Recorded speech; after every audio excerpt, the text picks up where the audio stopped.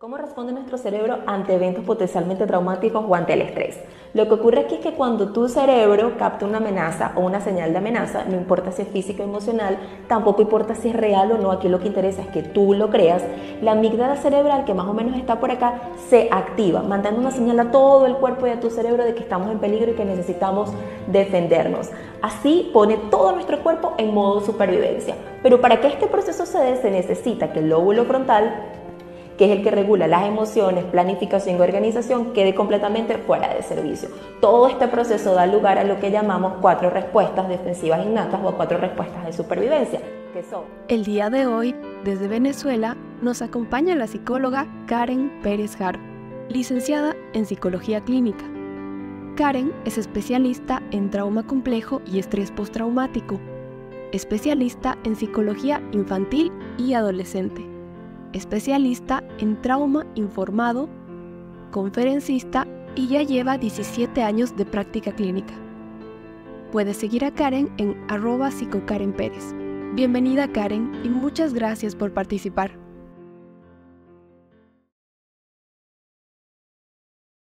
Estafaron tus sueños. Sí. Sí, esa fue la sensación que siempre tuve, porque en realidad es que era así, o sea, para todas, ¿no? O sea, todas las que fuimos engañadas y a la que no se nos ofreció una beca artística y todo, y sabían de antemano, él ya sabía que eso no iba a pasar. Entonces ya cuando estás adentro te das cuenta que eso no iba a pasar. Pero no te diste cuenta al principio. Fue No. paulatino, fue poco a poco. Fue Sí. poco a poco, porque eso, a eso juegan ese tipo de personas, este tipo de psicópatas juegan a eso. El maltrato no es de una vez, No. porque si yo te violento de una vez, tú sales corriendo, tú no te metes, tú no te vinculas, pero él esperó que te vincularas emocionalmente con él y te vincularas de una manera tan fuerte que incluso te culpabas a ti mismo por ciertas cosas. Me sentía culpable por quererme ir, me sentía culpable por no amarlo como él merecía que lo amara o como él quería que yo lo amara. Yo, ¿por qué tú me haces esto? ¿Por qué no me amas? ¿Por qué? O sea, él jugaba a eso, a que tú sintieras esa culpa, y estamos hablando de una adolescente. Hay muchas cosas que se conjugan para que todo esto se dé, ¿no? La edad, el distanciamiento de un país a otro. En la época en la que estamos, que no había redes sociales, no había celular, o sea, no era tan fácil como que voy a llamar, ¿no? Estamos hablando que los adolescentes de aquella época no son como los de ahora. Los de ahora tal vez están más despiertos, saben tal vez qué hacer por las redes de información. Anteriormente no era así. No se conocía o se conocía muy poco de lo que era un psicópata. O sea, era más fácil como que normalizar la situación, ¿no? Él, mira, si esto te está pasando, ve cómo sobrevives y normalízalo. Normalízalo y vamos a ver qué pasa. Pero ahora es tan diferente, ahora es tan distinto, gracias a Dios, Sí, que, que sí es importante hacer este tipo de programas para que la gente pueda concientizar, pero también concientizar de cómo tratar a las sobrevivientes, ¿sabes? Porque mucha gente no tiene idea de cómo hacerlo. Y tal vez hacemos comentarios y decimos cosas que lo que hacen es hundir más a la persona en su desesperación, en su dolor, ¿no? Porque no logramos entender, no logramos comprender, pero tenemos que entender que no todas las personas somos iguales y que las personas viven su dolor, procesan su dolor de forma totalmente diferente. Y esto tiene que ver mucho con tu crianza, con tus mecanismos de defensa, con tus experiencias también pasadas, muchas cosas que se conjugan, ¿no? Para poder decir, bueno, esta es mi manera de que yo pueda sobrevivir a esto, pueda dejarlo atrás, ya pueda darle un cierre a esta situación, pueda darle de verdad un cierre a esta situación, cerrar este capítulo y seguir adelante. Eso es lo que las personas a veces no logran entender totalmente. Sí, o te dicen, ¿para qué hablas? O ¿para qué hablas después de tanto tiempo? Y eso pasa, ¿no? Que lo importante es que no es el tiempo ni cuándo, ¿no? Es cuando es necesario para la persona sacarlo afuera, ¿no? Es eso lo importante. No importa si pasaron 10, 20, 3 años, ¿no? Lo importante es poder hacerlo. Y era cuando tú estuvieras lista. Cuando Exacto. tú estuvieras lista, para hablarlo, para decirlo, sin presionarte, ¿no? Porque tal vez cuando ocurrió que saliste de eso, no estabas lista para contarlo. Simplemente era algo que querías olvidar, borrar de tu memoria para siempre, pero ahora sientes que estás lista, sientes que es el momento. Y cuando es el momento, siempre digo eso, ¿no? Si tú sientes que ese es el momento, es tu historia, son tus vivencias, es tu forma de procesarlo, adelante. El cerebro cuando entra en modo supervivencia y está en una situación de abuso extremo, dice, bueno, yo tengo que defenderme. Recuerden que la función principal del cerebro es que nosotros estemos bien, que nosotros sobrevivamos, que nosotros estemos a salvo. Y va a hacer lo que sea para que eso ocurra en una situación de amenaza. Entonces, ¿qué pasa? Ocurre una situación estresante, el cerebro se pone en modo supervivencia, todo el sistema límbico se activa. Se supone lo que debería ocurrir es que cuando pasa la amenaza, ya pasó todo, ya el cerebro vuelve a su modo normal, no debería estar en modo supervivencia. Pero en casos de abuso, cuando las personas han vivido estas situaciones extremas, estos eventos traumáticos, muchas veces el cerebro no se apaga, ese sistema no se apaga, sino que queda como encendido. Es como tener una sirena de una ambulancia todo el tiempo prendida. Entonces ahí es cuando vemos este tipo de reacciones o de respuestas, como por ejemplo la hipervigilancia, las disociaciones, los flashbacks que ocurren, esta serie de síntomas que comúnmente llamamos trastorno de estrés postraumático, o en estos casos cuando son tan severos, continuos y prolongados en el tiempo, es trastorno de estrés postraumático complejo. Comparte los mismos síntomas del trastorno de estrés postraumático, pero en este caso los eventos son acumulados en el tiempo, muchos, como en el caso de ustedes, que fue durante 5 años, muchos eventos, muchas situaciones, mucho maltrato, mucho abuso, que también ocurre en los casos de los niños abusados y maltratados. Lo mismo. Yo siento que estaba como paralizado, o sea, todavía no lograba dimensionar, ¿sí me entiendes? Lo que me estaba pasando. Es como si me hubiese dejado en estado así en shock, ¿viste? O sea, constante. Eh, porque, y a la vez también empezaba a observar de manera diferente todo lo que ocurría a mi alrededor, ¿no? O sea, ya ahí, a partir del momento que él me golpea por primera vez, yo ya empiezo a observar cómo se manejan las otras chicas, ¿me entendés? O sea, qué hacía, cómo respondían, toda la historia que antes no le había prestado tantísima atención, ¿no? O sea, ya empecé a ver que si a mí me golpeaba, entonces las golpeaba a ellas, ¿no? Ya empezaba a prestar atención, si ya escuchaba un ruido, ya podía identificar un golpe, ¿no? Que se trataba de un golpe. Antes no lo hubiese identificado de esa manera, ¿no? Sabes que viendo tu relato y viendo los videos del canal, me llamó la atención una parte donde hablas sobre que provocó un cierto modo de rebeldía en ti, esa primera golpiza, lo llamas rebeldía. Y más adelante dices que no sabes cómo explicarlo, como un sentido de desobediencia, de tal vez de enfrentarte a la situación, ¿no? Y decir, no quiero esto para mí, yo puedo salir de esto, yo tengo que luchar para sobrevivir. ¿Fue una constante o en algún momento eso cambió, disminuyó? No, todos los años a mí me fue mal. Desde el momento que yo dije que me quería ir la primera vez, empecé a estar castigada constantemente. Obviamente que fue gradualmente creciendo esos castigos, ¿no? A medida que pasaba el tiempo y yo le volvía a decir que me quería ir o lo enfrentaba, porque sí es verdad que enfrentarlo a él en ese grupo era como enfrentar al diablo, ¿no? O sea, Como realmente, o sea, David contra era Goliat. exactamente, o sea, contestarle a él era como, ¡ah! Y todos se quedaban así porque ya sabías lo que venía si contestabas, ¿no? Entonces, al principio yo fui probando, yo siento que yo fui probándome también porque yo decía, ay, pero no puede ser para tanto, ¿no? O sea, porque en el mundo real y en la vida real nadie te va a destrozar a golpes porque se te cayó una cuchara, ¿no? O sea, porque no sé, porque no dijiste un porqué o porque Ujú. no le hablaste a tal persona o te olvidaste de decirle algo que te habían dicho que dijera. Entonces voy a decir, no puede ser tan grave para que te pase esto. Entonces, sí, esas pequeñas desobediencias como rebeldía, ¿no? O de contestaciones de preguntarle ¿y por qué?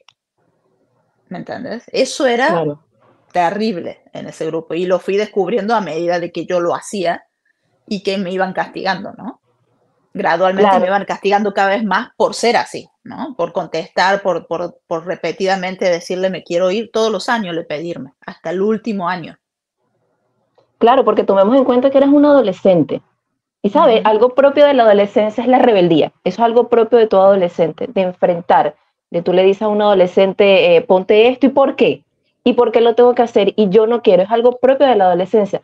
Pero cuando estamos hablando de una persona que ha vivido o que está viviendo una situación de abuso tan extremo como el que vivieron ustedes, hay un mecanismo de respuesta del cerebro que se llama lucha. O sea, el cerebro literalmente hace un escaneo rápido y dice, yo puedo pelear, yo tengo que luchar, es mi manera de sobrevivir. Aquí es como yo voy a sobrevivir peleando. Entonces el cerebro dice, bueno, sí, yo puedo ganarle a esta persona. Pero llega un momento en que de repente ya dices, no, definitivamente no le puedo ganar a esta persona. Tengo que buscar otras estrategias. Y de hecho hay cuatro formas en las que el cerebro responde ante el abuso, ante el maltrato o ante situaciones de estrés emocional o estrés físico que son muy extremos. Entonces, primero tenemos la lucha, voy a pelear, ¿no? Yo puedo ganar a esta persona, yo voy a pelear. ujú. Luego tenemos la huida, salgo corriendo, me escapo, me voy. Luego tenemos congelamiento, me quedo paralizado, ¿no? Pero cuando el cerebro dice, ok, yo no puedo luchar porque yo no le voy a ganar a esta persona, definitivamente no, porque es más fuerte que yo. No puedo huir, no puedo escapar. Y en esa situación estaban ustedes, no podían escapar. No puedo irme de aquí. No me puedo congelar, porque congelar es quedarte paralizado, no moverte a ningún lado. Muchas veces quedarte paralizado significa recibir una paliza más grande o un maltrato más fuerte. Entonces, ¿qué es el cerebro? Bueno, aquí no me queda de otra, sino darle por su lado a esta persona, Exacto. complacerlo, fusionarme con esta persona, vincularme con esta persona emocionalmente para evitar los maltratos. Y aquí es donde entramos en un punto muy importante de todo el relato, cuando hay una conexión, se forma una conexión emocional fuerte entre el perpetrador y su víctima. Cuando hay ese vínculo fuerte de conexión emocional, se le llama vínculo traumático. Y definitivamente él estaba forjando eso en ustedes, en ese vínculo traumático, ¿no? Y entrar en ese ciclo del abuso. La gente pregunta siempre, pero ¿por qué no te vas? Y de hecho, tú ves una situación entre una pareja de abuso y siempre se preguntan, pero ¿por qué no se van? ¿Por qué no piden ayuda? ¿Por qué no lo dejan? Pero es que no es tan fácil porque literalmente estás en un vínculo traumático.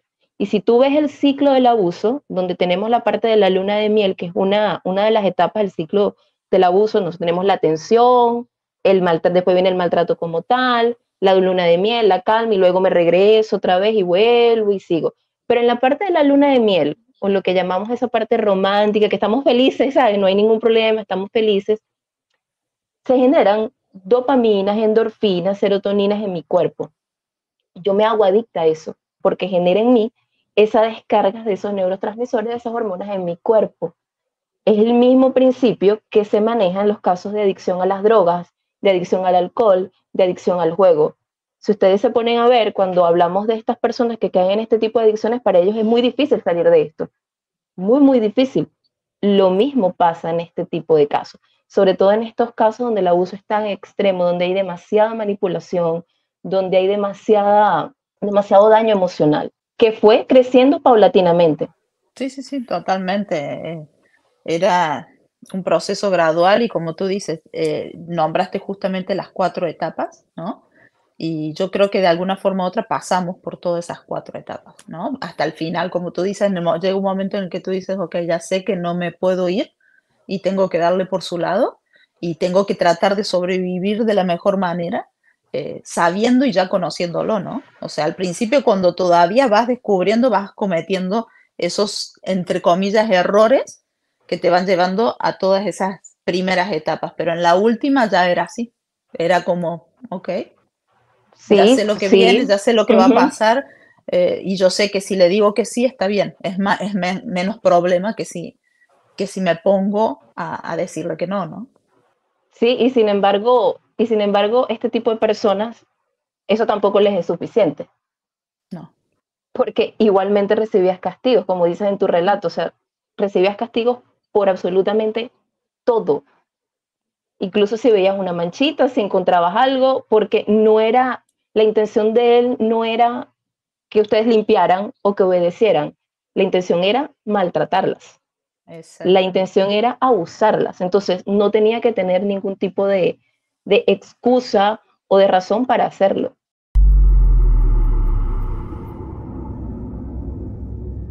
Pero el tema de la escuela, para mí sí fue una ilusión. O sea, habíamos creado realmente un salón de baile, teníamos un gimnasio, habíamos subido por la escalera un piano de cola para las clases de música, de canto. Teníamos abajo una biblioteca. Habíamos puesto libros, acomodamos libros todo en la biblioteca. Teníamos como un mini bar, era chiquito, que habíamos acomodado con unas sillas, pero la casa era grande, tenía segundo piso, o sea, y teníamos que dejar todo impecable porque esa casa estaba vieja y la tuvimos que pintar, revocar, arreglar. O sea, los espejos tenían que brillar, todo tenía que estar como si fuera nuevo. ¿Entendés? En tu relato dices que esa tarea te llevó a ti también a ser un poco dura con tus compañeras también, Es que si no lo hacía, agresiva. claro, exactamente, es que sería una locura no decirlo así porque en realidad dura, pero no con la intención de castigarlas. Yo no lo veía así, pero no me daba cuenta que eso era un castigo. Terminaba siendo un castigo. Si te ponen 3 horas, 4 horas, 5 horas, 6 horas de baile, no Claro, solamente para hacer un castigo, era un castigo para mí. Porque no es que yo me tenía que quedar sentada y le decía, háganlo y repítanlo, y no hacía nada. Tenía que seguir bailando con ellas. ¿Me entiendes? O sea, no es que eran las castigadas ellas y yo no hacía nada. O sea, a mí también me cansaba, a mí también, pero tenía que lograr que fuera perfecto, porque si no me castigaban a mí. Y repito, no lo digo para justificarme, hubiese sido al revés con cualquiera de ellas, también lo tendrían que haber hecho de esa forma, ¿no? Como también a mí me dieron clases de baile otras de las chicas y fueron también duras en su momento. Yo decía, ¿por qué tantas horas? ¿Por qué lo hacemos de esta forma que no es bueno para las piernas, para las rodillas? Nos hacían mantener en una posición que vos decías, es una tortura, o sea, no es ni siquiera bueno para los músculos, pero lo teníamos que hacer, ¿no? Y porque seguramente a ellas las presionaron para que lo hiciéramos de esa forma. Y es real eso. Y a mí sí, obviamente llega un momento que te sentías mal porque uno de los traumas que yo tengo es volver a dar clases. O sea, a mí no me gusta dar clases, porque eso que viví en esa época, para mí fue un trauma doloroso. O sea, no lo disfruté. El tener exacto, que dar porque, clases también era un castigo, ¿me entiendes? claro, porque la gente piensa muchas veces también que el trauma es por lo que te pasa, pero también es por lo que tú haces. Exacto. También puede causar un trauma, no es nada más lo que te ocurre a ti, lo que te hacen a ti, sino lo que tú también haces que te causa un trauma, porque a pesar de que no fue algo a propósito y que si tú hubieses tenido elección no lo hubieses hecho así, pero tenías una presión, o sea, ¿era Sí. esto o tú ibas a recibir un castigo peor, ¿no? Entonces, eso genera en ti un trauma muy, muy fuerte, ¿no? Me imagino que hasta el sol de hoy de verdad no puedes dar clase porque, Todo el mundo me dice, ¿por qué no pusiste una academia? ¿Por qué no diste clase? Yo, no, o sea, es como, tengo un rechazo a pensar en esa situación porque me generó mucho rechazo. Porque o sea, para mí representaba un castigo, como te digo, no era que disfrutábamos de una clase de baile, era que lo haga perfecto porque si no recibe castigo, o la persona o tú, o sea, no era algo satisfactorio. Por supuesto, dentro de ese mundo tan cruel, bailar era lo menos terrible, por lo menos, ¿me entiendes? En ese momento parecía algo divertido a comparación de otras tareas que nos ponían, ¿no? claro, claro, O es sea, como escoger lo menos duro, menos exactamente, horrible, ¿no? es, Aquí hago una pausa, pues necesito aclarar que sí, yo fui víctima y sufrí mucho, pero también es aquí cuando digo que es importante asumir las responsabilidades. Actualmente reconozco que fui muy dura con las muchachas y fui tan exigente como Sergio me obligaba. Yo recién estaba entendiendo esta familia y no comprendía todavía que esto podría ser un castigo para ellas. A todas las muchachas les pido perdón y lamento profundamente si no pude ayudarlas de alguna forma. A esas alturas, ni siquiera podía ayudarme yo misma. Como tú lo dijiste muy sinceramente, sí, yo fui dura con ellas cuando estaban bailando y tú explicas el por qué, ¿no? Porque estaba sobreviviendo. Si tengo que presionar, voy a presionar y pides perdón, ¿no? Si hiciste eso, no fue tampoco tu responsabilidad ni es tu culpa. Te orillaron a eso, eras una adolescente en una situación sumamente dolorosa, extrema, donde había torturas, donde era o sobrevives tú o sobrevive la otra persona. Entonces, siempre te vas a escoger a ti, porque ese es el cerebro está hecho para eso, para que sobrevivamos. Entonces, entre tú y yo en una situación extrema, me voy a escoger a mí porque es sobrevivencia pura, ¿no? Es lo más innato que hay en nuestro cerebro y nosotros como seres humanos. Perfecto. Entendido. Uh-huh. Igual, bueno, a mí me sorprende tu valentía para asumir las cosas que suceden en esta historia. Me sorprende tu valentía y también veo que tienes un proceso de sanación bastante elevado, ¿no? Y es algo que admiro. Ahora, respecto a la historia en general, en este punto específico, ya lo hemos hablado con los demás especialistas, hemos hablado de que hay como un adoctrinamiento y también como que un sistema mediante castigos y recompensas en la conducta de ustedes. Entonces, por un lado, su código de valores va cambiando. Entonces, si esto es lo correcto y esto es lo incorrecto, ya para este punto lo de ustedes está como distorsionado, ¿no? Y lo correcto es hacer lo que me va a generar la recompensa y lo incorrecto es lo que me va a llevar al castigo. Entonces, por un lado, ya su sistema de valores está totalmente distorsionado, pero por otro lado, también es importante recalcar la edad de casi todas ustedes, porque si bien algunas tenían 14, 15, 16, 17, 18, 19. Las que estaban más adelante también llegan más o menos a esas edades. Uh-huh. Y hay que hablar un poquito sobre la falta de desarrollo de la corteza frontal.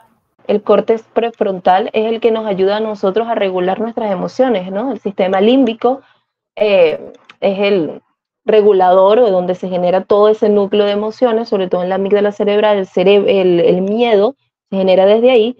Se supone que el lóbulo frontal o el córtex prefrontal me ayuda a mí a poder regular esas emociones, ¿no? Porque en esa parte del cerebro donde está el raciocinio, donde yo puedo pensar, donde yo puedo analizar, es mi parte lo que me hace ser racional, ¿no? Decidir. Es importante decidir también y decidir lo que es bueno y lo que es malo, ¿no? Ahí es donde yo decido cuáles son mis valores y los puedo, los sigo, los pongo en práctica, ¿no? Desde esa parte del cerebro. Pero ¿qué pasa? En la etapa de la adolescencia, esa parte del cerebro todavía no está desarrollada por completo. Un cerebro se considera que está desarrollado, sé yo, 25, 26, 27 años. En la adolescencia no ocurre eso. En la adolescencia todavía está en proceso de desarrollo, ¿no? Entonces no hay esa capacidad para poder regular las emociones, ¿no? Para poder decidir, para poder saber qué es lo correcto, qué es lo incorrecto. Tú acabas de decir algo muy importante, Brenda. El sistema de emoción, de valores de ellos está completamente distorsionado. Entonces, a lo bueno lo ven malo y a lo malo lo ves bueno, ¿no? Porque no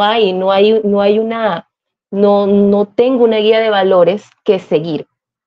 ¿Por qué? Porque soy adolescente, ¿no? Se supone que son mis papás, mis cuidadores, los que me ayudan a regularme, los que me orientan, pero aquí no ocurre nada de eso. Ellas están ahí solas, a merced de un psicópata que la está adoctrinando. Entonces, no hay valores, no hay una capacidad para regularse emocionalmente, no hay una capacidad para poder analizar las cosas de manera adecuada y decir, yo no puedo hacer esto o esto me parece que está mal, porque para empezar no hay un adecuado desarrollo de esa parte del cerebro, ¿no? Y tampoco hay nadie que te ayude a decidir, oye, esto no está bien. Y esto es muy importante entenderlo. Por eso es que en esta etapa del desarrollo, a la edad de 12, 13, 14, 15 años, donde la adolescencia está en pleno apogeo, es sumamente peligroso que este tipo de situaciones les ocurra, ¿no? A una persona, porque estás totalmente vulnerable para este tipo de personas que están adoctrinándote, que están manipulándote, que quieren conseguir de ti algo. Porque además hay una reconfiguración en el cerebro en esa etapa del desarrollo. O sea, es como que agarras un teléfono y le das, vamos a reiniciar. Mientras el teléfono está reiniciando, tú no puedes hacer absolutamente nada. El teléfono no funciona en ese momento. Lo mismo pasa en el cerebro adolescente. No puedes esperar que un adolescente tome decisiones como, por ejemplo, me están abusando de mí, están maltratando, oye, voy a salir, me permitieron salir, entonces yo puedo pensar o puedo decidir que voy a pedir ayuda y lo voy a hacer. Es muy complejo. Necesitan muchas cosas que no se cuentan, que ellos no cuentan con eso, y además están adoctrinadas, vinculadas a través del trauma con esta persona. Este vínculo traumático que no es para nada amor, es un vínculo traumático que se formó entre ustedes y él, y entre ustedes mismas también, ¿no? Esa conexión que ustedes generaron con él, esa conexión emocional entre la persona que las estaba abusando y ustedes. Hay episodios de violencia de todo tipo. Entonces, imagínense un adolescente viviendo eso. ¿Qué pueden esperar? ¿Qué podemos esperar?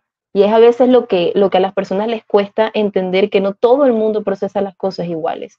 Nosotras tres podemos estar ahorita y vivir un mismo suceso, una misma catástrofe, y estar en un mismo lugar y salir de eso y responder de formas completamente diferentes.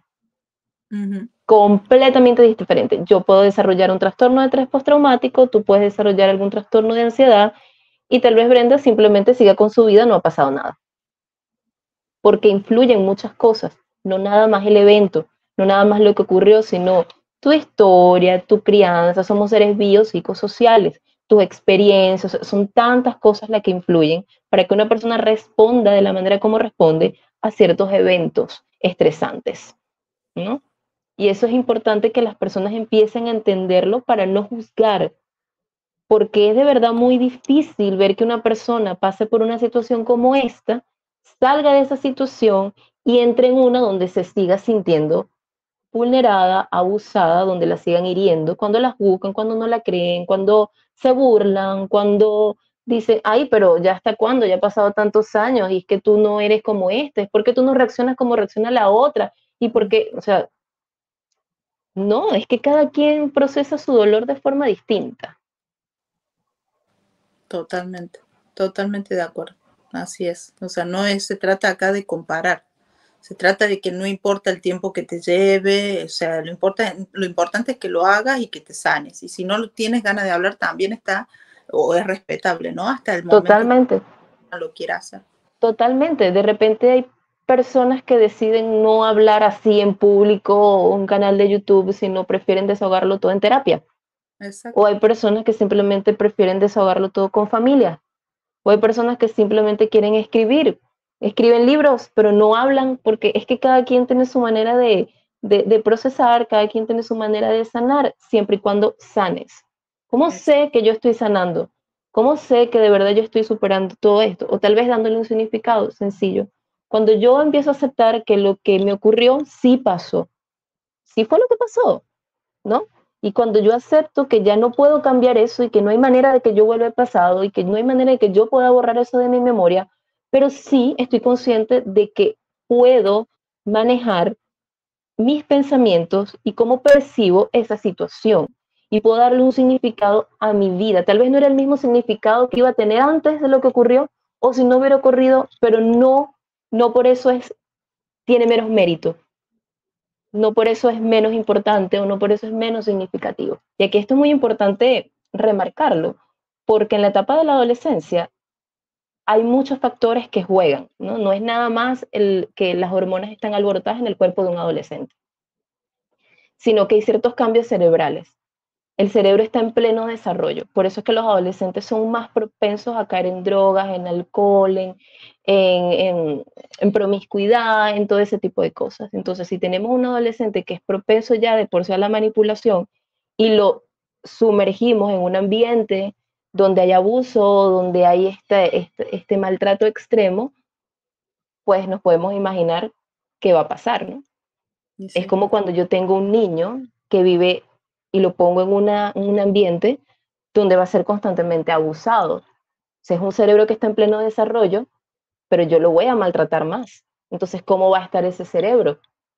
¿Qué va a pasar? Si ya de por sí, para un adulto, una mujer adulta, puede pasar 10, 20, 30 años sumergidas en una situación de abuso, imagínate cómo podemos esperarlo de niñas y adolescentes, ¿no? Aquí es muy importante recalcar esto, porque a veces yo leo ¿por qué no salió? ¿Por qué no? Pero pudieron pedir ayuda, y cuando salían al canal, ¿por qué no pidieron ayuda? ¿Por qué no hablaron con alguien? Pero es que es la parte que no se entiende. No se entiende esa cárcel mental, ese terror psicológico, el daño que nos había hecho. Como te digo, nosotros sabíamos que siempre había consecuencia. Cualquier cosa que hiciéramos tenía una consecuencia, ¿no? Y era terrible, era terrible. Entonces, me da risa porque gente dice, les encanta vivir así, les aseguro que no. Y que muchas veces por justamente que no nos gustaba tanto que nos castigara y todo, terminábamos diciéndole sí o obedeciendo para que no nos fuera peor, ¿no? Claro, porque es darle por su lado. La gente piensa eso, que a nadie le gusta que lo maltraten, a nadie le gusta que le griten, a nadie le gusta que lo humillen, ¿no? Verdaderamente hay mucha gente que vive en la ignorancia y que si piensan, no, es que es masoquista, es que a ella le encanta eso, es que a ella le gusta, y no saben en realidad lo complejo que es, lo complejo que no es nada más, no se necesita nada más querer. Hay muchas otras cosas que se necesitan también, porque literalmente estás atrapado, como lo dijiste ahorita, en una cárcel mental, Exactamente. en una cárcel mental. Además de eso, que sí lo voy a decir, porque si bien son cosas que se van a ir viendo a medida que vaya avanzando, pero la amenaza no era solamente para uno, ¿eh? Él siempre terminaba ganando porque como todas éramos empáticas, como todas éramos personas con buen corazón, ¿no? Nos dolía que le hiciera daño a otra persona, ¿no? Entonces él se agarraba de eso, o sea, si tú no te hago daño a ti, pero le hago daño a la otra, si tú no haces lo que yo digo. Entonces también sucedía eso y entonces terminaba, como te digo, ganando por ese lado. Y se preguntan, ay, ¿por qué no se defendían entre ustedes? Es que si nos defendíamos de manera evidente, le iba peor a la persona que defendíamos y peor a nosotros. O sea, no es que le iba mejor, yo la defiendo y me golpea a mí y a ella no. Eso no funcionaba así. Era peor porque o sea, él no es que le dolía, le molestaba sobremanera que entre nosotras pudiéramos defendernos. Por eso jugaba a ponerlas en contra. Exactamente. Claro, esa era la estrategia para tenerlas también, ponerlas en contra. Esas jerarquías de las que hablas, ¿no? Entonces, sí. También como que formaran rivalidades y bandos. Exactamente, que no confiáramos entre nosotras, ¿no? Porque también él te decía una cosa y probablemente lo que él te decía que había dicho la otra persona, a lo mejor ni fue así, pero él te lo decía para que tú te sientas enojada con esa persona, ¿no? Entonces, todo ese proceso obviamente que va generando una situación de competencia, y no eran celos porque, ay, o sea, es triste que piensen que estábamos compitiendo por él en sí, porque al día de hoy él se debe creer tan importante que nosotras nos peleamos por él, que hasta lo dice, él se cree que nosotras nos peleábamos por estar con él, cuando en realidad lo que menos queríamos y lo que menos deseábamos es que nos eligiera para estar con él, ¿me entiendes? Pero teníamos que hacer diferentes cosas para que no nos castigara peor. Y yo digo castigo, que no eran castigos, eran torturas. De este grupo se acostumbró a utilizar siempre la palabra castigo, como si fuera, ok, te castigué 2 horas en tu habitación. No, no eran 2 horas en la habitación, ¿no? No, o sea, no son castigos como que, ay, papá me castigó. Exactamente, él disfrazaba con palabras todas las situaciones. Y nosotras nos acostumbramos a vivir dentro de eso, ¿no? O sea, de decirle, llamarle castigo, a normalizar todas las palabras que él le ponía para disfrazar lo que estamos viviendo. No va a decir, ay, te voy a torturar, ve que te voy a dar de a latigazos. O sea, no lo decía así, te voy a castigar. ¿Y por qué me haces esto? Ahora te voy a castigar, ¿por qué me haces? O sea, él era el pobrecito y nosotras éramos las malas, ¿no? O sea si tú te mereces este castigo. Porque mucha gente va a criticar esto y yo me río, pero porque es tan ridículo que todavía haya gente que piense que nosotras disfrutábamos de esa vida, ¿me entiendes? Todavía, o sea, y que él encima se burle de las víctimas y siempre se burló, saliendo y después y con sus libros y todo, haciéndonos más daño, ¿no?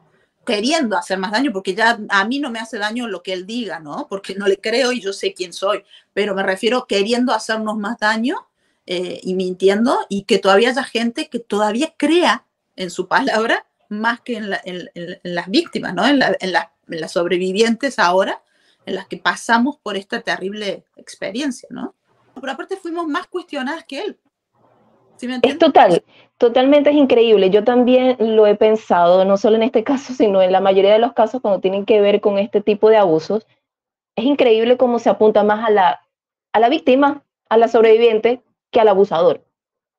Así Se es. pone en duda, pero es que eso no puede ser verdad.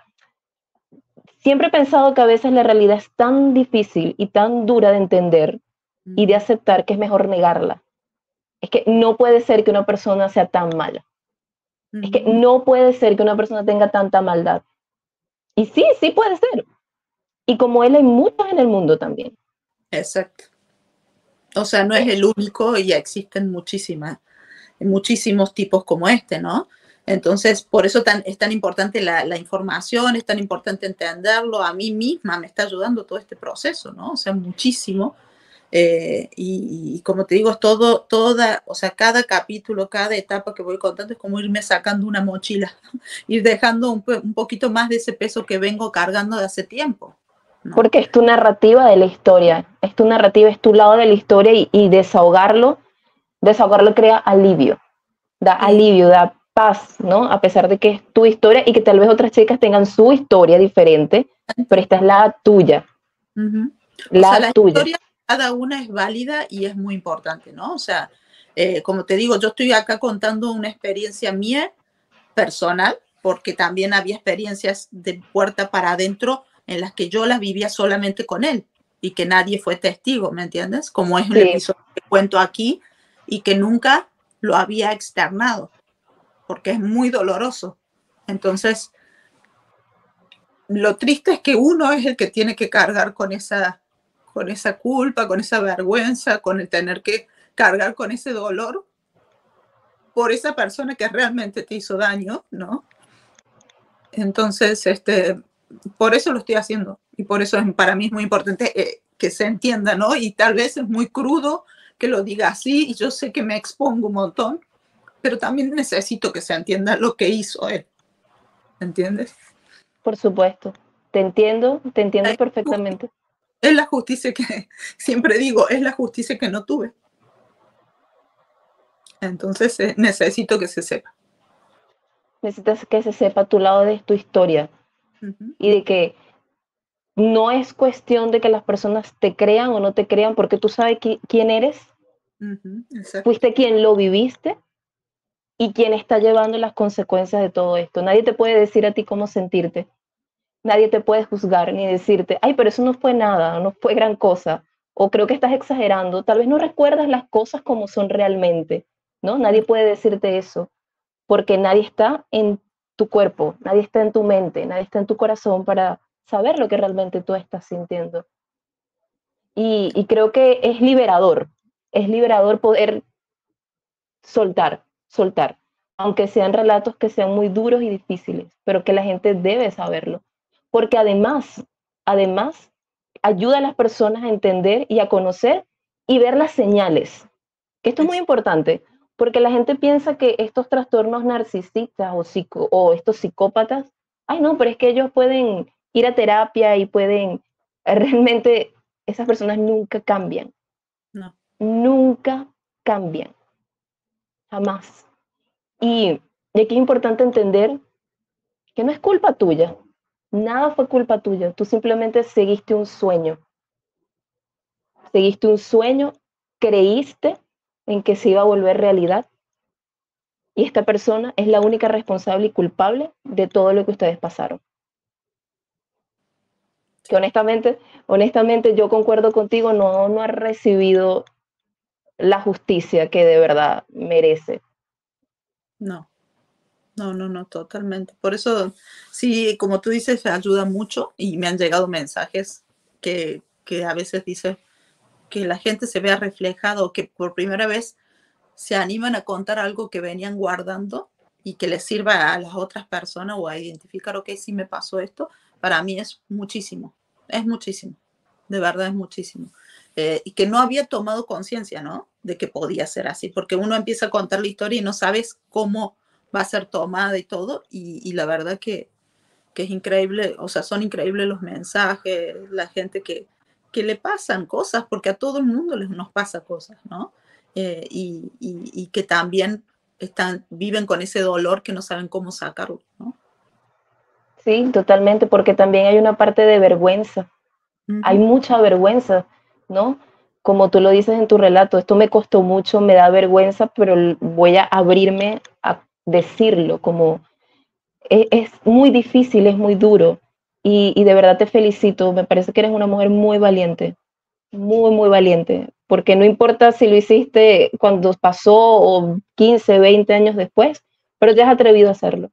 Te has atrevido a hacerlo, que también esto ayuda a otras personas a contar su historia, a también ver las señales, a no caer en este tipo de situaciones. Y eso la verdad es que es muy, muy valioso. ¿Sabes qué? También me llama la atención en tu relato cuando hablas de las demás chicas, ¿no? Y haces aclaración de que no es que unas fueron más maltratadas que otras, o que estas son las buenas y aquellas son las malas. Me parece tan poderoso eso. Quisiera que pudieras contarme un poquito qué te llevó a poder expresarte así de tus compañeras de dolor, de sufrimiento. Es que en realidad es la verdad, ¿no? O sea, cuando tú entras y descubres cómo funciona todo adentro, sabes que si hoy no te toca a ti, le toca a ella, ¿no? Y lo escucha y lo vives porque es constante, o sea, el sufrimiento no es solamente por uno, es por la otra persona también, ¿no? Es doble. Y esa tortura psicológica era así constantemente durante todos esos años, ¿no? Más que nada los últimos años que estábamos en un mismo lugar todas y que escuchabas cuando se metía en una habitación y estaba castigando a una y ya sabías lo que pasaba, porque sabías lo que se sentía, porque sabías el procedimiento, o sea, entonces, ¿por qué lo digo y lo aclaro? Porque es así, ¿no? O sea, a todas en determinado momento las vi sufrir, ¿me entiendes? Ser castigadas en diferentes formas, por supuesto, algunas con más castigos que otras, porque también pasaba eso, ¿no? Pero eso no quiere decir que no sufras o que no hayas pasado cosas, y que sí había también a veces que son jerarquías que él generaba dentro de este grupo, ¿no? Diferencia por la gente que estaba más tiempo, ¿me entendés? Pero porque a él le servía hacer esa diferencia, ¿no? O las chicas más nuevitas que eran las preferidas y las que ya estaban relegadas, ¿me entendés? Hacía esa diferencia, pero también para todo el tiempo tener el control sobre ti, pero yo no jamás podría tener un mal sentimiento hacia ella y decir mal porque tú estabas en la habitación y yo estaba castigada, porque yo sé que en algún momento le pasó también, ¿me entiendes? O sea, no es que Totalmente. Ninguna lo vivió o esa la vivió perfecto y yo fui la única castigada. Eso no fue así, ¿entendés? Y sería muy injusta si lo dijera de esa forma también. Claro, y que además cada una de ustedes procesa esos eventos de forma diferente, ¿no? A veces los eventos traumáticos no solamente tienen que ver con el hecho en sí o con lo que ocurrió, sino cómo yo lo proceso, cómo mi mente puede procesar eso. Y como aquí hay muchos factores que se conjugan, porque somos seres biopsicosociales y somos todos diferentes, pues yo puedo procesar un mismo evento de una forma muy distinta a cómo lo procesas tú.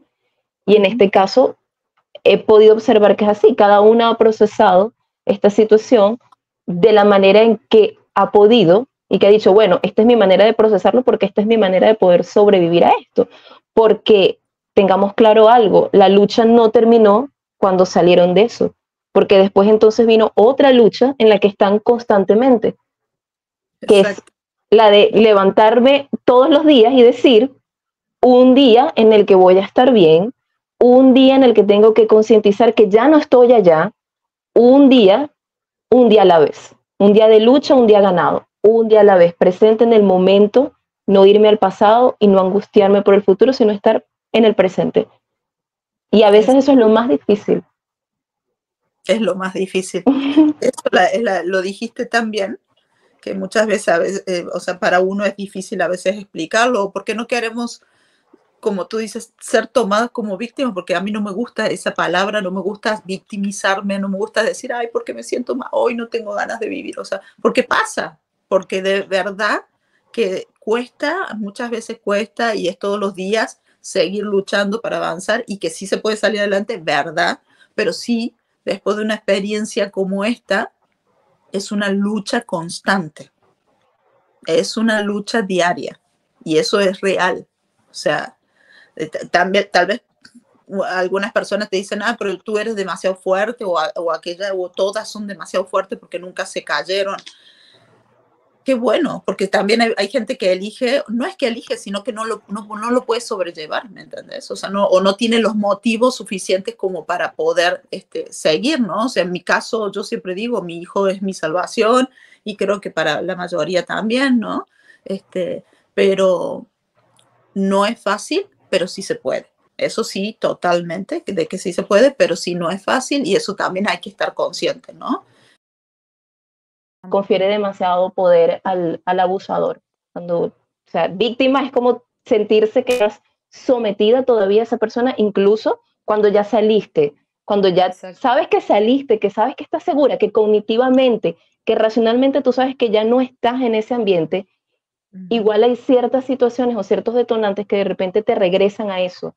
Entonces llamar a las personas víctimas es volverlas como a revictimizar, retraumatizar. Entonces me gusta más bien llamarlas sobrevivientes, o en el caso de ustedes, supervivientes, definitivamente, supervivientes. Pero cuando yo me confiero ese poder, ok, yo soy sobreviviente, yo no soy víctima, yo retomo el control. Porque una parte importante de todo este relato, de toda tu historia y la tuya de las demás chicas, es que perdieron el control. Ustedes no tenían control de nada. Y eso es algo tan importante para el ser humano. Si ustedes se ponen a ver, cuando ya nosotros empezamos a caminar desde pequeños, nosotros estamos buscando es control e independencia. Y de hecho, una de las características principales de la adolescencia es eso, buscar control e independencia. Siempre estamos en esa búsqueda. Cuando yo caigo en una situación de estas, donde una persona asume todo el control y todo el poder sobre mí, ¿qué pasa conmigo? Yo estoy a merced de esa persona, pierdo todo el control. Y es lo que se intenta recuperar una vez sales de ese círculo, sales de esa experiencia. ¿Cómo recupero yo el control? Entonces, una de las metas principales cuando ya se sale de ese círculo, cuando ya se logra escapar de esa situación, es volver a retomar el control, volver a retomar el poder, que es lo más difícil, porque muchas veces físicamente podemos salir de la situación, pero emocionalmente seguimos atadas, seguimos presas, presa de los recuerdos, presa de las sensaciones, presa del miedo. El que me llamen víctima, siempre desde que salí del grupo me chocaba muchísimo, y de hecho yo ni siquiera quería llorar para que me vieran con lástima, ¿sí me entiendes? O sea, porque no quería esa que me vieran etiqueta, pues, esa claro, etiqueta. sentía que ganaba él, exactamente, ¿sí me entiendes? Y como tú dices, sentía que seguía ganando él. Sí, totalmente. Y es como, es darle el poder a esa persona. Es sentir que sigue ganando él, que sigue abusando de ti. Y es como, ya fue mucho la vulnerabilidad en la que estuve durante mucho tiempo. Ya no quiero ser vulnerable, ya quiero ser fuerte. Me llama la atención lo de las respuestas del cerebro ante el trauma, como la lucha o la paralización. Creo que Liliana pasa por todas en estos relatos, pero también creo que las personalidades de algunas de las compañeras de este grupo, de esta familia, también habían unas que luchaban más, habían otras que se paralizaban más, otras que complacían más, y es así como van formándose sus personalidades acorde a esta familia, ¿no? Cierto, la respuesta que tiene el cerebro ante eventos traumáticos no es igual en todas las personas y tampoco es igual en todas las situaciones, ¿no? De repente hubo situaciones en las que tú dijiste, ay, voy a pelear, voy a preguntar, ¿por qué? no, no me gusta, no quiero, no, a mí no me hagas esto. Pero hubo situaciones en las que tú dijiste, no, aquí yo no puedo pelear, aquí yo no puedo huir tampoco era una opción, ¿no? Entonces mejor me quedo tranquila, paralizada, me quedo, ni me muevo ni nada, voy a esperar, ¿no? Porque era también la forma en ese momento. Y también está la de, bueno, voy a darle por su lado a esta persona para que deje de abusar de mí, voy a complacerlo en todo en lo que él me pida. Si él me pide que sonría, voy a sonreír. Si él me pide que llore, voy a llorar. Si él me pide que me pare, me paro. Si él me pide que me siente, me siento. Porque es la única manera que encuentro en este momento de poder sobrevivir a esta situación. Porque no voy a poder pelear porque él me va a ganar y el maltrato va a ser peor. No puedo huir de aquí porque ¿a dónde me voy a ir con 14, 15, 16 años? ¿Qué hago? ¿Dónde voy? ¿Cómo voy a huir? Pero tampoco me puedo congelar, tampoco es una opción en este momento. Entonces, ¿qué hago? Voy a hacer todo lo que tú me digas que haga, ¿no? Te voy a decir que sí, te voy a obedecer en todo, voy a ser sumisa en todo, para evitar que siga el abuso y siga el maltrato. Y creo que uno de los choques más fuertes es darte cuenta que muchas veces tampoco eso es suficiente. Nunca, nunca No fue. es suficiente. Nunca fue suficiente, nada de lo que hiciéramos era suficiente. Era suficiente. Entonces creas ese shock, ese shock emocional de no puedo hacer nada, porque igual voy a ser abusada, igual voy a sufrir, igual me va a maltratar. Entonces ahí donde tenemos también estos encontronazos emocionales de mi realidad definitivamente no concuerda con lo que debería ser, con lo que yo creo que debería ser esto. Ese choque que hay entre lo que me ocurrió con lo que yo creo que debe ser o lo que está en mi mente, ¿no? Y este es muy importante porque parte de poder sanar, de poder recuperarte de un trauma, tiene que ver con eso, tiene que ver con aceptar lo que pasó y luego procesar aquí lo que ocurrió también. O sea, lo acepto, pero ahora tengo que buscar la manera de ver cómo lo proceso y cómo lo logro entender, ¿no? Cómo lo logro procesar, entender, comprender para poder entonces seguir adelante, ¿no? Y es parte también de poder apagar ese sistema de modo supervivencia del cerebro, porque estas personas cuando pasan este tipo de situaciones quedan como en alerta constante, como que si ya yo estoy segura, ¿no? Ya yo conscientemente sé que ya yo no estoy en ese ambiente, pero mi cerebro y mi cuerpo todavía no lo han entendido. A veces juzgamos mucho las reacciones que tienen sin saber que detrás de esas reacciones hay una historia. Entonces, tal vez la persona no está reaccionando por lo que está ocurriendo en ese momento, sino que es una herida que acabo de tocar, que acabo de detonar ahí, ¿no? Es como si yo ahorita me hago un corte aquí y me bajo la manga y lo oculto, nadie sabe que ese corte está ahí. Absolutamente nadie sabe. Entonces llega una persona y simplemente me tropieza y yo reacciono. Reacciono como mi cerebro dice que debo reaccionar, luchando. Pero la persona no acaba de entender qué fue lo que pasó. Fue una reacción desproporcionada a lo que ocurrió. Pero es que no es el toque, es que detrás de acá había una herida que todavía no ha sanado, que todavía yo no he recuperado. En realidad lo veíamos todo tan distorsionado, por lo mismo que te digo, desde el momento que no teníamos, estábamos tan carentes de cariño entre nosotras, no era que teníamos una relación cordial porque teníamos que ser llevadera, no cordial de, haz esto, así dijo él que hicieras esto, pero no éramos amigas, ¿no? No era que nos pasábamos, ay, nos reíamos, o sea, no, pasaba una vez cada tanto y que cuando él ponía un ambiente que él lo permitía como si fuera un día de fiesta y después no pasaba. Entonces eso se convertía en algo súper especial y mucho más desbordante para nosotros. En nuestra cabeza era wow, y terminábamos viéndolo todavía más maravilloso de lo que era, ¿me entiendes? Estar viviendo una situación tan fea todo el tiempo, cualquier cosita buena era, o que, por ejemplo, él nunca a nosotros nos iba a decir, lo hiciste bien, ¿me entiendes? Nunca nos iba a decir, pero si, no sé, hubo una buena reacción de él sin decirnos algo bueno, sino que de estar enojado de golpe te miró y te sonrió, hizo un comentario, y ya tú sentías que ya había sucedido un milagro, ¿no? O sea, él estaba bien, no estaba enojado, ¿me entiendes? Ya veías esperanza en eso de que, ay, me va a castigar menos, o sea, hice algo bueno. Qué felicidad, me está recompensando o me tomó en cuenta. Exacto. Sí, porque Sí. también elegía las que iban a acompañarlo al cine, o las que iban a ver películas dentro de su habitación, o las que iban a comer un poquito mejor que las otras. Eso hacía la diferencia, ¿no? Todo el tiempo. Entonces las que les tocaba o estaban mejor con él, porque así se decía en el grupo, ¿no? Las que tenían menos problemas con él eran las que mejor les iba. Y eran las que él podía tener alrededor de él, viendo la televisión, comiendo un poquito mejor, yéndose a jugar al básquet, yéndose al cine, ¿me entiendes? Y las que estaban castigadas, había intermedio, y después estaban las que estaban súper mal. Me parece tan maravilloso la manera como te expresas de tus compañeras. Yo veo que hay un trabajo en ti, un trabajo de superación bastante poderoso, porque simplemente toda tu energía o toda tu flecha para apuntar a quién es el responsable es esta persona. Gracias. No, sí, es que para mí es claro, o sea, es claro quién es la persona, el culpable, ¿no? De esto, por eso también es estafador de sueños, y por eso también se basa en que se entienda cómo él se manejaba, ¿no? Con todas. Y como repito, yo no, cuando cuento algunas cosas, las cuento desde mi vivencia, y no estoy omitiendo que las otras personas también lo sufrían.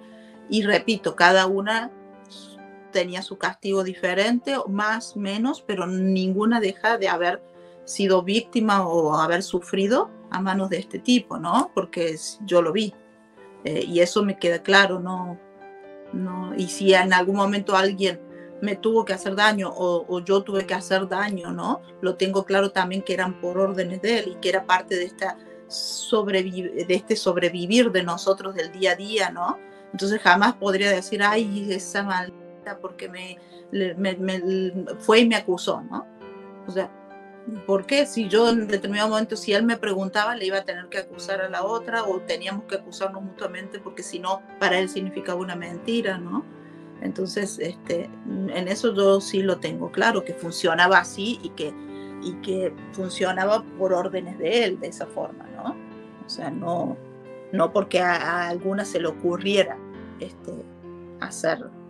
Repito, cada una tiene su carácter, todas éramos diferentes, y seguimos siendo y pensando diferente, pero eso no hace que yo piense que son malas personas, o que son personas, porque yo creo que justamente esta persona pudo dominar un grupo de esa forma, o a la cantidad de personas que nos dominó o que nos sometió, justamente porque éramos personas nobles, porque éramos personas empáticas, no porque fuéramos malvadas, ¿no?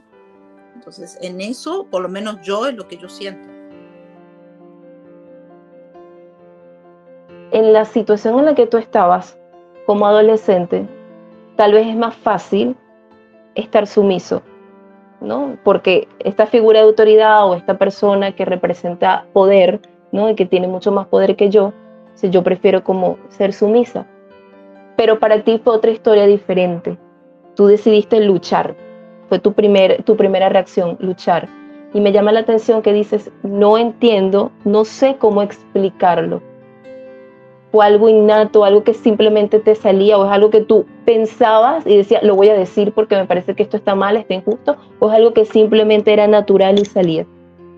No, siempre, y al día de hoy me pasa también. O sea, yo soy una persona que tengo que ahora todavía pensar un poco lo que digo, porque soy de decir lo que pienso. Y a veces suena un poco duro, ¿no? Y me ha traído algunos problemas, pero no lo hago con el afán de dañar ni nada, sino estoy acostumbrada, o sea, yo no lo veo malo, ¿no? O sea, el decir lo que pienso, y no lo digo ni siquiera insultando ni nada, pero se ve que a lo mejor la forma, ¿no? Suena un poco dura, suena muy directa, y hay personas que le puede llegar a molestar como lo digo, ¿no? Entonces yo creo que eso era innato en mí, ¿no? O sea, siempre he sido contestadora, y en esa época, como había sido la más chica, muy consentida, todavía venía con ese chip, y él en determinado momento dentro de ese grupo me dijo, o sea, yo voy a lograr que tú seas la mujer que yo quiero que seas. Dentro de todo, o sea, cada vez que él me sometía, cada vez que yo le pedía irme, él me decía, no te vas a ir hasta que no seas, y siempre me salía con lo mismo, porque primero me decía, te vas a ir, ok, preparamos tus cosas, y a último momento, la sorpresa era que, no te vas a ir. Y yo, ¿por qué? O sea, ¿por qué no? Y aún tú dices, ¿por qué me salía eso? Sabía que contestarle a él era un problema. Y todavía me salía a contestarle. Y era para encender al monstruo, ¿no? Porque yo digo y porque hasta que no seas la persona que yo quiero que seas y y empezaba el drama, ¿no? ¿Y él te explicó alguna vez cómo era esa persona que él quería que tú fueras? No. O sea, la persona que yo fuera era la sometida, la sumisa y la que no contestara. Exacto. Pero nunca te dijo, ay, Liliana, yo quiero que tú seas así, me gusta así, nunca. O sea, era como que estar a la deriva, porque tampoco entendías que era lo que quería. No, o sea, sabías que estaba bien tampoco con él, porque hiciera lo que hiciera, no estaba bien. O sea, nunca te iba a decir, qué bueno que lo hiciste bien, y hacíamos un trámite, conseguíamos lo que este señor quería, ya sea ir y alquilar una casa, comprarle un auto en el tiempo que el señor quería, ¿no? Lo que sea, ¿no? Y volvías y él le encontraba un problema, algo que tú habías... ¿Y por qué no preguntaste esto? Y tú decías, ay, pero no pensé que... No, lo tendrías que haber preguntado. O tendrías que haber hecho que te escribieran esto, o que te dieran una copia de... O sea, siempre le buscaba y tú venías pensando, ya solucioné el problema, ya hice lo que quería que hizo. No, nunca era suficiente y nunca estaba bien. Y yo creo que era parte justamente de eso, ¿no? De hacer que nosotras nos desviviéramos para que él estuviese contento y nunca iba a estar contento, ¿no? Su inconformidad generaba una complacencia compulsiva. Necesito complacerlo para que esté feliz, pero en realidad nunca estaba feliz. No. Pero yo estoy en la búsqueda de eso porque de repente en los pequeños ratos donde él muestra algún tipo de afecto, que tampoco era afecto real, entonces yo me sentía bien y me sentía en paz y me sentía tranquila. O esa era la sensación que daba, aunque no fuera de verdad una verdadera felicidad, sino son esas descargas de endorfinas y dopaminas que generaban en el cuerpo, ¿no? Ese simple hecho de ese poquito amor que él podía ofrecerles, de amor entre comillas, porque ya establecimos que eso no es amor. No. Eso no es amor. Lo que generó en ustedes fue un vínculo traumático. Yo le explico esto a veces a las personas, es como tener una bola de estambre gigantesca frente a ti, toda enredada, y tienes que empezar a desenredar. Te va a costar mucho, porque nadie sabe a veces lo frágil que es la salud mental. La salud mental es muy delicada, por eso hay que cuidarla tanto, por eso hay que atesorarla, porque cuando las personas pasan por este tipo de situaciones, definitivamente la salud mental se destruye completamente, porque hay una persona que está jugando literalmente con tu mente, que te está manipulando, ¿no? Hasta el grado de perderte a ti misma, de no saber ni siquiera dónde estás tú y dónde está él, porque todo lo ves a través de los ojos de esa persona. Todo lo ves a través de los ojos de tu abusador. Lo que te gusta, lo que no te gusta, lo que quieres hacer, lo que no quieres hacer, tus sueños, todo. Sí, no puedes elegir nada, porque ya no tienes derecho, sino que eligen por ti. Hasta la comida la elegía si salíamos, te estoy diciendo, o sea, cuando pasaba algo mágico, diríamos algo positivo, entre comillas, porque siempre pasábamos hambre, salíamos a comer a un lugar, él elegía la comida. O sea, tu comida también la elegía él, no es que tú podías elegir un plato. O sea, ya no podías elegir si podías tomar un vaso de agua. Nada. O sea, si podías bañarte. O sea, tengo ganas de bañarme, no puedo. Porque dependía de que él me autorizara. O sea, ni siquiera llega un punto donde ni siquiera puedes pensar por ti misma. Porque muchas veces pensar da miedo. Sí, da miedo pensar. Era equivocarnos. Es que ahí está, es el proceso en el que él llega a que dejes de pensar. Porque cuando tú piensas, es cuando tú te equivocas. O sea, si tú no acatas la orden que él te dice, ¿no? Te levantas y vas hasta la cocina y pones una cuchara y empiezas a calentar una olla. Entonces vos dices, ok, tengo que levantarme, caminar a la cocina. O sea, tengo que pensar exactamente lo que él me dijo y moverme exactamente como él me dijo, agarrar una cuchara primero. O sea, no es agarrar la olla y luego la cuchara, ¿no? O sea, primero la cuchara, luego la olla y luego empezar a revolver. O sea, exactamente como él lo decía. Porque si no era un problema, terrible era un problema. Que tú decías, ¿por qué tiene que ser un problema tan grave? Si es lo mismo, si agarro primero la olla y luego pongo la cuchara. No, porque ahí no era así, no funcionaba así. Si él dijo primero la cuchara, es primero la cuchara. Y después desaprender eso también, otro proceso más. También es todo un proceso. Todo un proceso bien, bien difícil y bien duro, bien complejo, ¿no? El aprender a pensar por ti misma, el poder también verte al espejo y decir, ok, yo soy Liliana y esto es lo que yo pienso de mí, esto es lo que a mí me gusta y esto es lo que yo quiero para mi vida. Y tomar conciencia de que ya esta persona no tiene control de mí. Sí, volver a reinsertarte a un mundo normal, ¿no? O sea, porque nosotros no vivíamos en un mundo normal, ¿no? O sea, era normal a lo que se les llama. Pero me llama mucho la atención el término de normalidad, ¿no? ¿Tú alguna vez pensaste que no eras normal? Es que él nos hacía creer que no éramos normales. O sea, nosotros y el grupo no era igual que la gente de afuera. Eso él lo decía constantemente, ¿no? O sea, nosotros somos diferentes, pensamos diferente, tenemos un estilo de vida diferente, nos animamos a hacer cosas que estas mediocres no se animarían, ¿me entiendes? O sea, ponerte al nivel de esa gente.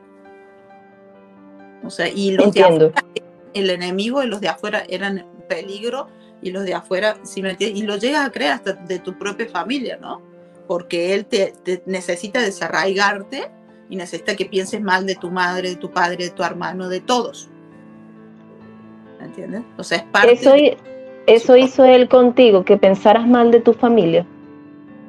Lo que él logró no es que pensara mal porque yo dijera, ay, qué malos que son, pero sí que lo defendiera de una manera que no era justa, porque la que estaba equivocada era yo, pero en medio de esa lealtad tóxica, esa lealtad enfermiza que nos había generado, él siempre tenía que ser más importante que mi familia, más importante que el mundo, ¿me entiendes?